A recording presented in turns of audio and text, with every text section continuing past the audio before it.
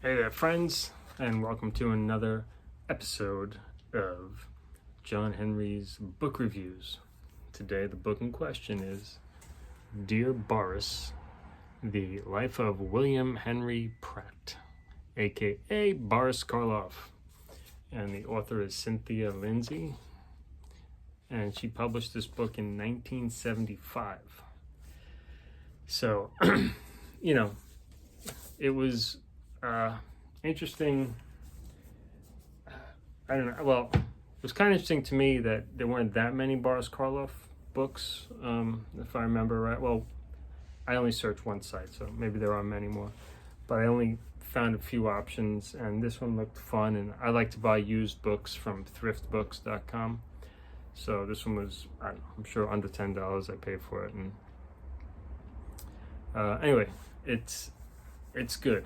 Definitely recommend it. Of course, if you're not interested in old Hollywood, if you're not interested in Boris Karloff, then probably wouldn't recommend it. But if you like Boris Karloff, if you're curious about that huge era that he represents of how movies work, Hollywood works, and it's fascinating. So he was born, I think, 1888, around then, and I'm not going to tell you the whole biography, but essentially there was not a lot of information about Boris Karloff to work from. The Cynthia author was his friend for years, and so she knew him and his family. She had personal experience. She was able to interview a lot of people that, of course, family members and people that he knew in the business, to kind of piece together something that we could read and understand his life. But he himself, Boris Karloff, was kind of private, so you don't really know much about his life from his own words. It's more like from observation and her studying, doing research. So this is long before the internet and online stuff. So she went to libraries, she traveled to different locations to access archives that people had. You're dealing with letters, you're dealing with reviews, many reviews that you could find in old newspapers, things like that, and some family records that she, scrounged up. So Boris's parents died young. He had brothers and maybe one half sister or sister who kind of took care of him. So his childhood was not terrible by any means, but it seemed like it was kind of lonely and maybe lacking in care, personal care to some degree.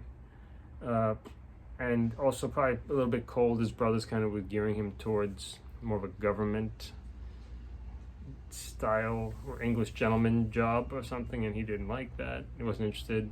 At the age of 20, he took a boat to Canada, and with some money left behind that he inherited from his recently deceased sister, tried his hand at acting. Mainly it was stage acting at the time, to get into like small theater groups and kind of itinerant, traveling around acting places. You act for your meal and your food and board, essentially. And he did that for a long time, memorizing many different scripts, many different plays. So he played so many roles as a young man, and then performed so much, so that later on it was only natural for him to just take on role after role, because that's how he trained himself. And he was very much an actor. In more recent times, I would say actors, they come from a different school, that's for sure. They know how much technology might help the finished product and stuff, but he came from a place before that, was much of a, well, certainly in the theater was no concept at all. And then as he got into movies, technology was what it was. He was involved in many silent films in the 1910s and then into the 1920s. Then he kind of got a break with a lead role towards the end of the 20s, maybe 1930, somewhere around there. And then he was asked to do Frankenstein, which was his big breakthrough role. Although it's ironic because this guy who's great at memorizing lines and his breakthrough role was Frankenstein, in which he doesn't even talk. He grunts. Maybe I think he doesn't talk. I think that's what it said. But anyway, just so many different pictures of him in various different roles. This guy was really, very versatile. He often played a villain, even though he wasn't particularly dark character. Quite a gentleman, really good sport, type of guy who he was in The Mummy. Remember The Mummy? He was in Frankenstein, as we know. He was in The Mask of Fu Manchu.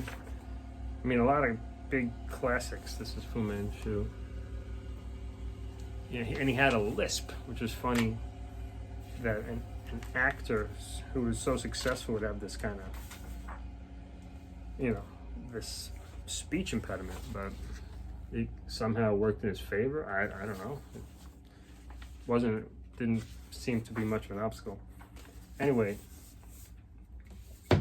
you learn about the Screen Actors Guild and how that developed, and you learn about a little bit about Bela Lugosi and their relationship, and Boris Karloff's love for cricket. So Cynthia Lindsay, the author, did a really great job of piecing together a life with very limited resources. Maybe not, there's probably an abundance of stuff, but it didn't say that much different, that we knew he was a Frankenstein, a lot of that type of rehash. This is the scary guy from Hollywood. So a lot to find out about the person, William Henry Pratt, Boris Karloff, that was tricky, and she was able to piece something together that was quite enjoyable. Made me want to see more of his films, and just more films from that era, and learn about what it was like to be an actor when you really had to act all the time in order to pay your bills. Maybe that's how it is today, but certainly the reason I was always wondering why the old actors have like this huge resume of so many films and TV spots and all this.